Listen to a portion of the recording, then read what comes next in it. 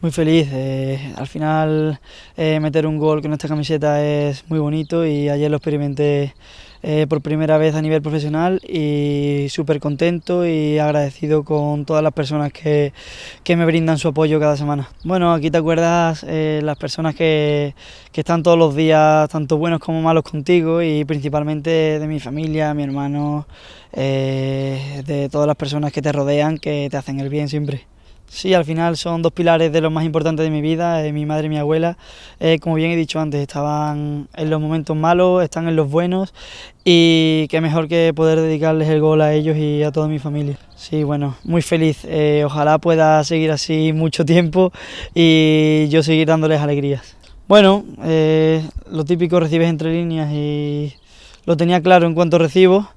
Le pegas y te sale bien y gracias a Dios se dio el gol y pudimos sumar la victoria, que es lo importante de todo esto. Sí, un campo bonito, con un buen ambiente y tenemos muchas ganas de poder cerrar el año con estos 3 puntos y acabar de la mejor forma.